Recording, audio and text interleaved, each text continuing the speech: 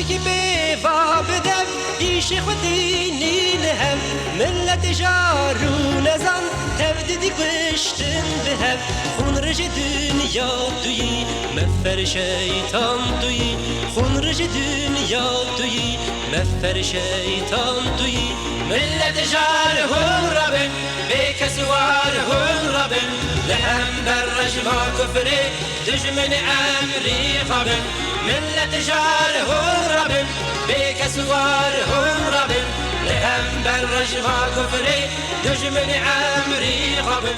Basına ve kamuoyuna kulu Muhammed'i bir gece Mescid-i Haram'dan yola çıkarak kendisine bazı mucizelerimizi gösterelim diye çevresini mukaddes kıldığımız Mescid-i Aksa'ya ulaştıran Allah her türlü noksanlıktan uzaktır. O her şeyi işiten ve her şeyi görendir. İsra suresi 1. ayet. İslam ümmetinin mukaddes beldesi Kudüs büyük bir işgalle, Mescid-i Aksa yıkıcı bir tehlikeyle karşı karşıyadır. 70'li yıl aşkın süredir Filistin'de devam eden Siyonist işgalin muhkem hale getirilmesi ve işgalin İslam coğrafyasının diğer alanlarını da yayılması için ABD ve Siyonist çetenin planına karşı tüm Müslümanlar harekete geçmelidir. Gün, İslam ümmetine dayatılan zillete karşı direniş gösterme, mücadele başlatma günüdür. Üzerimizdeki ölü toprağını atıp dirilmeli, Siyonizmin işgal, işbirlikçi rejimlerin ihanet sürecini ikamete uğratmalıyız. Gün, sessiz ve tepkisiz kalma günü değildir.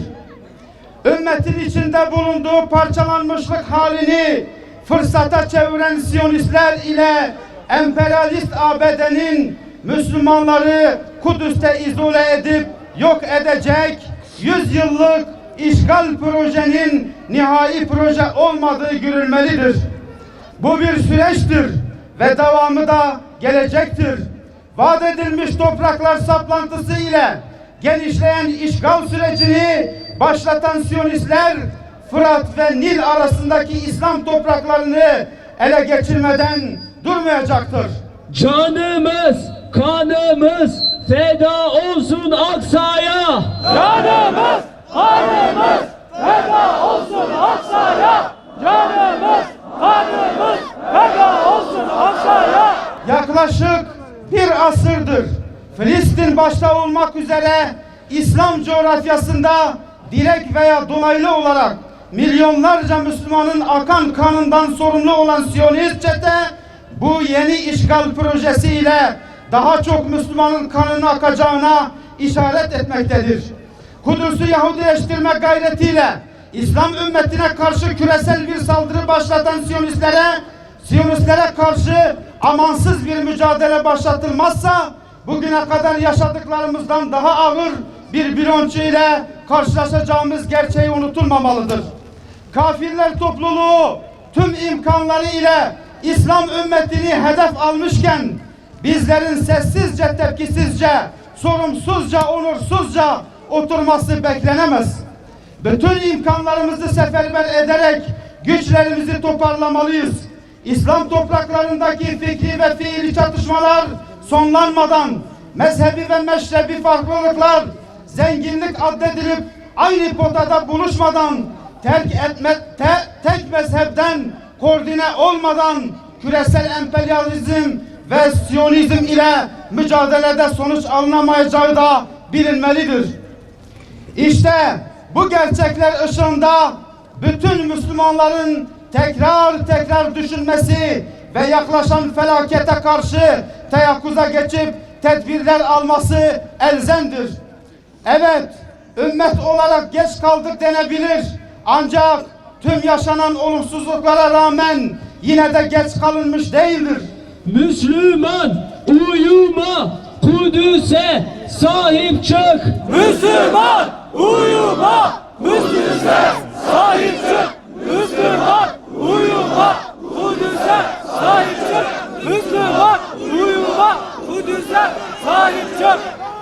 Müslümanların ilk kıblesi Mescid-i Aksa'nın Kudüs'ün Siyonist muhasaradan kurtulması, işgalin sonlanması için özellikle İslam ülkelerinin idarecilerine büyük sorumluluklar düşmektedir. Dayatılan zilleti her ne kadar kimi işbirlikçi rejimler içlerine sindirmişlerse de hür ve bağımsız olduğunu söyleyen tüm İslam ülkeleri güçlü bir tepki ortaya koymalıdır. Bu tepki Siyonistlere, emperyalist ABD'ye geri adım attıracak pratik, somut adımlar olmalıdır. Bu bağlamda bir, İslam ülkeleri Filistin'de işgalci olan rejimi devlet diye tanımaktan vazgeçmelidir. İki, terör rejimiyle bütün siyasi ve ekonomik ilişkiler derhal kesilmelidir. Üç, ABD'nin İslam ülkelerindeki üsleri kapatılmalıdır. Dört, petrol ve doğalgaz gibi stratejik enerji maddelerin satışı durdurulmalıdır. Beş, ekonomik boykotun yanı sıra Siyonist rejimle ilişkili tüm sermayedarların faaliyetleri durdurulmalıdır. Altı, İslam ülkelerinin hava sahaları, karasuları ve limanları ABD ve Siyonistlere kapatılmalıdır. İşgalci İsrail, büyük şeytan ABD. İsrail, büyük şeytan ABD. İsrail, büyük şeytan ABD. Bugün safları toparlayıp sıklaştırma vaktidir. İhanet projesine karşı durup Filistinli kardeşlerimize destek olma vaktidir.